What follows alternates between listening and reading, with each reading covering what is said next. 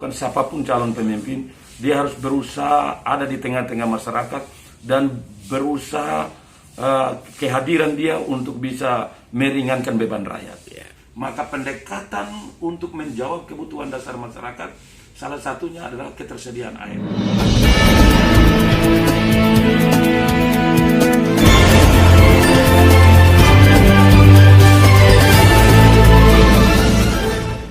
Pemirsa, terima kasih telah berkunjung ke channel News Daring. Jangan lupa dukung kami dengan like, komentar, dan subscribe.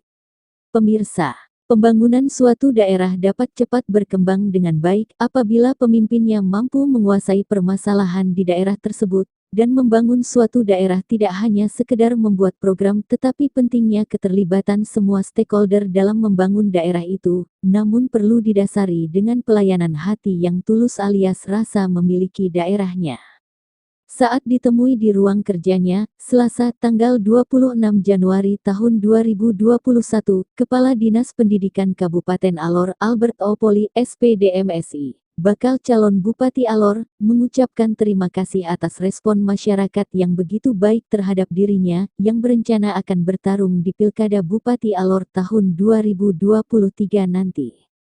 Dalam perbincangannya dengan channel News Daring di ruang kerjanya, pria yang biasa disapa AB ini menjelaskan bahwa siapapun pemimpinnya selalu berada di tengah-tengah masyarakat dan mampu memberikan solusi untuk meringankan beban masyarakat. AB juga mengatakan untuk menuju Alor sehat, Alor pintar, Alor kenyang, salah satu pembangunan yang menjadi prioritas utama di Alor adalah infrastruktur dasar, yaitu salah satunya pemenuhan air bersih bagi masyarakat yang ada di pegunungan Alor. Selengkapnya, ikuti wawancara pemimpin redaksi newsdaring.com bersama Kadis Pendidikan Alor. Saya keliling Alor Timur dan Alor Timur Laut. Masyarakat banyak menyebut nama Bapak. Baik mulai dari yang kecil hingga yang besar, terkait dengan pencalonan bupati Bapak ke depan 2023 ya Bapak ya. Nah, dan saya sudah melihat Bapak punya stiker juga ada di beberapa sudut-sudut dari desa. Bagaimana informasi ini yang saya dapatkan?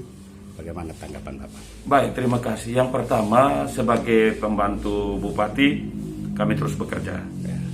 Dan rakyat sekarang sudah semakin pintar. Dengan undang-undang konstitusi kita memberikan otoritas penuh kepada rakyat untuk memilih pemimpinnya, maka satu hal yang perlu kita lakukan, siapapun calon pemimpin, dia harus berusaha ada di tengah-tengah masyarakat dan berusaha kehadiran dia untuk bisa meringankan beban rakyat. Itu yang selama ini kami lakukan. Dan saya bukan sekarang baru selalu ada di tengah-tengah masyarakat. Sejak saya diserahi tugas dan tanggung jawab untuk di bidang pendidikan, hampir setiap waktu, setiap saat saya ada di lapangan. Dan tidak saja kita hadir, tapi kita memberikan semacam keringanan pikiran beban bagi rakyat itu dengan membuka sekolah di mana-mana. Dan dengan membuka sekolah di mana-mana sebenarnya sederhana saja, kita sedang menyentuh masyarakat punya ini. Karena itu kalau ada sebagian masyarakat di daerah ini memberikan respon positif terhadap saya untuk maju ke depan, pertama sebagai pembantu bupati saya minta terima kasih. Yang kedua secara pribadi dan keluarga saya menyampaikan hormat dan terima kasih. Yang ketiga, dengan demikian maka saya yakin benar rakyat tidak salah untuk mempersiapkan pencalon pemimpinnya ke depan. Dia tidak akan mencari tipe pemimpin Santa Claus misalnya. Datang mau Natal baru dia datang, mau pilkada baru dia datang. Dia juga tidak cari pemimpin yang jauh dari dia kehidupan dia, jauh dari kebutuhan hidup dia. Dia selalu melihat pemimpin yang setiap saat datang, pemimpin yang berhati hamba, pemimpin yang berhati pelayan, pemimpin yang berhati gembala. Itu yang dia membutuhkan. Dan Alor ini sampai 30-50 tahun ke depan masih menjadi prioritas kebijakan daerah itu bagaimana penyiapan infrastruktur dasar. Tetapi juga ekonomi itu menjadi perhatian. Dan kalau itu kita mau lakukan, pertama, seseorang yang mau jadi pemimpin dia harus tahu wilayah. Yang kedua dia tahu manusia di wilayah itu. Dan yang ketiga dia tahu persoalan di wilayah ini. 3 hal prinsip ini harus dimiliki oleh siapapun jadi pemimpin daerah ini. Dan karena itu dengan dasar saya memahami apa yang diajarkan oleh mantan Bupati Alor yang luar biasa, Pak Ansta Kalapeta. Itu guru saya. Datang lagi Pak Dr. Simeon Pali. yang memberikan kepercayaan memulai saya mengangkat tugas sebagai kepala dinas.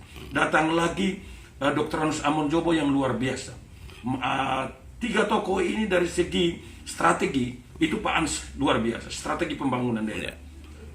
Pak Meon politiknya luar biasa, hebatnya. Dan Pak Amon manajemen pemerintahan dan administrasi pembangunan dia kuasai sekali. Dan karena itu saya menangkap kekayaan 3 pemimpin ini untuk mengelola diri saya. Dan kalau Tuhan memberikan kepercayaan melalui rakyat kepada saya, maka 3 pemimpin hebat ini, dia punya program misalnya Gerbaristan, Pak Ans punya, Trikrida Pak Meon punya, datanglah Gema Mandiri dalam spirit tancap gas Pak Amon punya. Kalau kita satu padukan, ambil sarinya, maka itu menjadi kekuatan besar membangun alur ke depan. Kenapa harus kita membuat perubahan ke depan? Karena kita harus berusaha meninggalkan kebanggaan bagi generasi ini. Generasi Indonesia di wilayah perbatasan, dia harus bangga menjadi warga negara Indonesia yang bisa berkompetisi dengan negara lain. Dan karena itu alur sudah cukup lama orang selalu skeptis terhadap daerah ini. Mindset orang terhadap daerah ini sudah cukup lama yang kurang. Dan karena itu dalam kesadaran mulai Bapak Ans jadi bupati, dia berusaha untuk mengubah cara pandang orang terhadap alur. Datang lagi Bapak Meon, datang terakhir Bapak Amon yang luar biasa. Berusaha supaya semua stigma buruk orang terhadap alur itu harus kita hilangkan. Dengan menghilangkan semua stigma buruk dari alur, maka alur menjadi satu daerah yang terbuka. Dengan dia terbuka, maka dia akan memudah untuk mengelola sumber daya alam di daerah ini. Kita harus membuka pintu bagi saudara-saudara kita yang dari luar untuk datang bersama-sama. Kita berkolaborasi membangun kekayaan daerah alur ini. Bagi saya, potensi alur yang baru mulai digerakkan ini, baru mulai ada di permukaan. Kalaupun di laut, kita ibaratkan baru mulai dikelola menangkap ikan di permukaan. Ikan dasarnya belum, apalagi di dasar bumi laut. Begitu juga di darat. Baru hanya sebagian, sekitar 30% sumber daya alam daratan yang baru dikelola. Karena itu, kita harus membuka diri. Alur ini harus terbuka bagi semua orang. Memang saya selalu bilang, alur supaya dikenal, pintu masuk pembangunan daerah harus melalui pariwisata. Tetapi juga potensi sumber daya alam, misalnya daerah pesisir semua, tidak bisa masyarakat itu kita untuk pertanian, tapi harus pertanian berbasis perkebunan dan peternakan. Sehingga misalnya alur timur, pantai selatan alur timur, pantai selatan alur barat, alur selatan, Pureman, alur barat daya sampai di Pantar, itu pertanian perkebunan berbasis peternakan. Begitu. Itu harus dikembangkan. Apalagi posisi terakhir Kabupaten Alor ini sebagai daerah perbatasan. Pasar Timur Leste itu harus kita tangkap. Harus kita tangkap. Dan siapapun pemimpin daerah ini bagi saya peluang pas besar ini ada di situ.